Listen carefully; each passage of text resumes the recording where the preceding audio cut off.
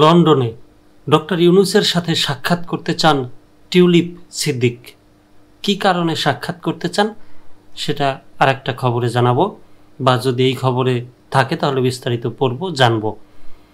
আর এই মুহূর্তে যদি ডক্টর ইউনূস টিউলিপের সাথে সাক্ষাৎ করেন তাহলে তো তাকে আর দেশেই ঢুকতে দেবে না দেশের জনগণ, বলবে আওয়ামী লীগের দোসরদের সাথে কেন সাক্ষাৎ।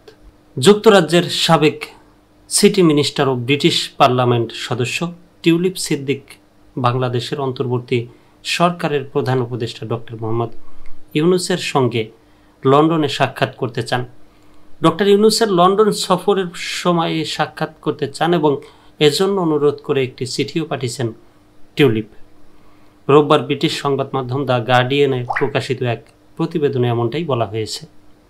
চিঠিতে টিউলিপ লেখেন, ঢাকার দুর্নীতি দমন কমিশন যেভাবে তার বিরুদ্ধে অভিযোগ এনেছে তা ভুল তথ্যের উপর ভিত্তি করে তৈরি এবং একটি রাজনৈতিক উদ্দেশ্য প্রণোদিত প্রচার অভিযানের অংশ। টিউলিপ সিদ্দিক অভিযোগ করেছেন, দুদক দাবি করেছে তিনি বা তার মা বাংলাদেশে 7,200 বর্গফুট আয়তনের একটি জমি ক্ষমতার অপব্যবহার ও প্রভাব খাটিয়ে পেয়েছেন।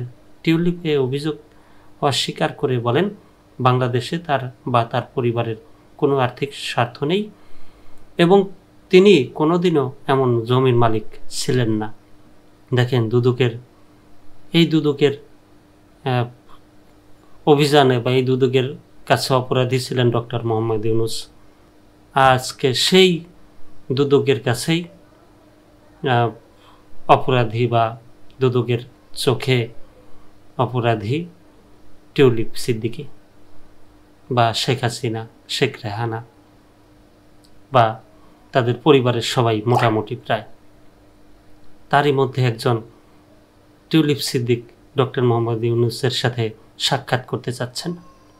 কি অদ্ভুত ব্যাপার, তাই না? চিঠিতে টিউলিপ বলেন, লন্ডনে আপনার সফরকালে যদি সাক্ষাৎ হয় তাহলে আমার খালার সঙ্গে সম্পর্কিত কিছু প্রশ্নের বিষয়ে আমার বক্তব্য পরিষ্কার করার সুযোগ পাব। তিনি আরও বলেন, আমি যুক্তরাজ্যের নাগরিক, লন্ডনে জন্মেছি এবং হামস্টেড ও হাইগেটের মানুষের প্রতিনিধি হিসেবে গত 1 দশক ধরে ব্রিটিশ পার্লামেন্টে দায়িত্ব পালন করছি। বাংলাদেশ আমার হৃদয়ের খুব কাছের, তবে সেখানে আমার জীবন গড়ে ওঠেনি। টিউলিপের দাবি, বাংলাদেশের কর্তৃপক্ষ তার আইনজীবীদের সঙ্গে কোনো যোগাযোগ না করে ঢাকার একটি এলোমেলো ঠিকানায় নোটিশ পাঠিয়ে যাচ্ছেন এবং গণমাধ্যমে ধারাবাহিকভাবে অভিযোগ ফাঁস করে যাচ্ছেন, যা একটি কলঙ্কিত তদন্ত ছাড়া কিছু নয়। তিনি বলেন, প্রতিটি পদক্ষেপ মিডিয়ায় আগে জানানো হচ্ছে, অথচ আমার আইনজীবীদের সঙ্গে কেউ কথা বলছেন না। টিউলিপ সিদ্দিকী আরও দাবি করেন, তিনি বাংলাদেশের কোন আদালত থেকে হাজিরার নির্দেশ বা গ্রেপ্তারি পরোয়ানার খবর জানেন না, অথচ আন্তর্জাতিক সংবাদ মাধ্যমে এ বিষয়ে সংবাদ প্রকাশিত হচ্ছে।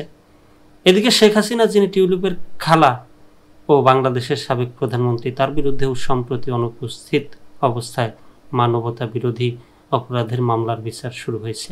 এছাড়া তার ঘনিষ্ঠ আত্মীয়দের বিরুদ্ধে বড় অঙ্কের অর্থ আত্মসাতের অভিযোগে তদন্ত চলছে।